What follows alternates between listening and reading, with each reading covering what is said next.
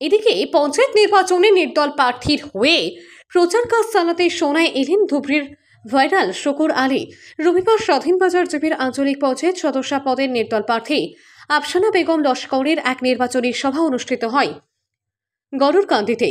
এই নির্বাচনী সভায় প্রধান আকর্ষক হিসেবে উপস্থিত হন শুকুর আলী। প্রাক্তন এপি জুনুবাবু লস্করের মনোনীত নির্দল প্রার্থীর প্রচারে ঝড় তোলেন শুকুর আলী। এলাকার উন্নয়নের স্বার্থে নির্দল এই প্রার্থীকে ভোট দেওয়ার আহ্বান জানান শুকুর আলী। বর্তমানে কংগ্রেসের কোনো অস্তিত্ব নেই এবং পঞ্চায়েত রাজ গঠন করে কংগ্রেস সরকারও গঠন করতে পারবে না। তাই পঞ্চায়েত নির্বাচন দল দেখে নয়, যোগ্য ব্যক্তি দেখে ভোট দেওয়ার আহ্বান জানান নির্দল প্রার্থী স্টার ক্যাম্পেনার শুকুর আলী। কিন্তু মই সেই বিক্রিয়াতে যে মই যে ঋণ আছো সেই ঋণ মুক্ত কৰিবলৈ কাৰণে মই জনাই বাবু হৈ আপোনাৰ তাত আহিছো, বেলেগ কিছু নহয়। কিন্তু তেখেতে নাম আজি স্বাধীন বাজাৰ নহয়, গোটেই অসমতে আছে।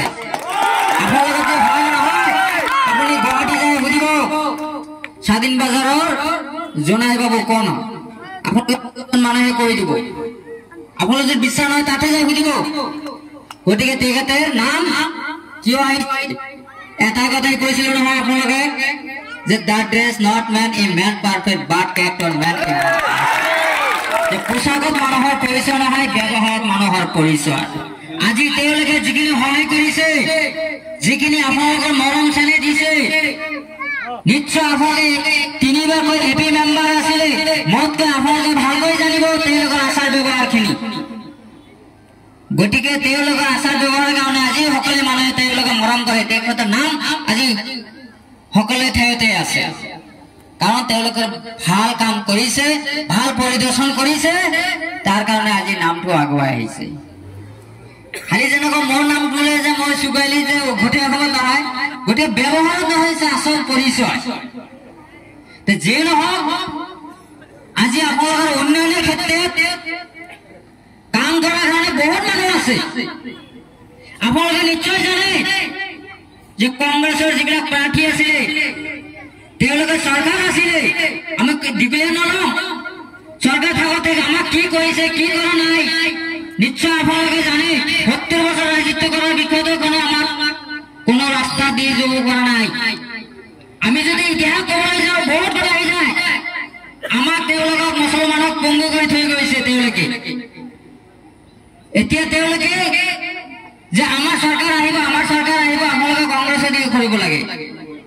তেওঁলোকে ব্যৱসায় খুলিছে, 30 লাখ 40 লাখ যাৰ পৰা যেনেকৈ ল'ব পাৰে টিকট বিক্ৰী কৰি আছে।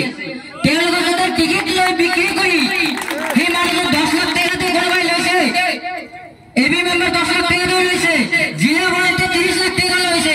মই চেম্বাৰ উদাহৰণ দিছো যে 10 লাখ টকা যদি খৰচ কৰি টিকট লয় আৰু যদি 10 লাখ টকা নিৰ্বাচনৰ প্ৰচাৰত খৰচ কৰি তেওঁলোকে জিকে কিমান গ'ল, 20 লাখ টকা গ'ল নাই? তো 20 লাখ টকা খৰচ কৰি তেওঁ ৰাইজে কাম কৰিব না, তেওঁ সদায় 20 লাখ টকা উঠাব। আপোনালোকে সেইজন প্ৰাৰ্থী আপোনালোকে কাম কৰিব পাৰিব জানি কেতিয়াও নোৱাৰিব, কাৰণ আগত 20 লাখ টকা চিন্তাটো আগত কৰিব, ৰাইজ পিছত আগত পইচাটো লাগে। Money is everything in the world. টকা হ'লে বাকী সকলো বস্তু পোৱা যায়। গতিকে আমি টকা দি কিনিছো বুলি ক'ব। গতিকে আপোনালোকে টকাৰ কাৰণে বিক্ৰী নহ'ব। তেওঁলোকে টকাৰ কাৰণে ইয়াত বিক্ৰী কৰি থৈ গৈছে।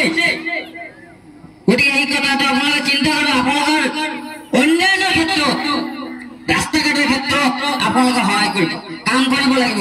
আৰু আমি এটাই কথা আপোনালোকে অনুৰোধ কৰিম যে ছেলেমেন আমাৰ ল'ৰা ছোৱালী যিবিলাক আছে, সৰু বাচ্চাবিলাকে আমি দেখো ৰাস্তাতে বহুত মানে কামত নিযুক্ত কৰে। গতিকে এইখিনি কৰিব নালাগে।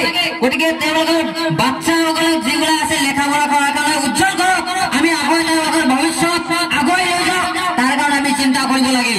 খালি আমি ৰাস্তা ঘাটৰ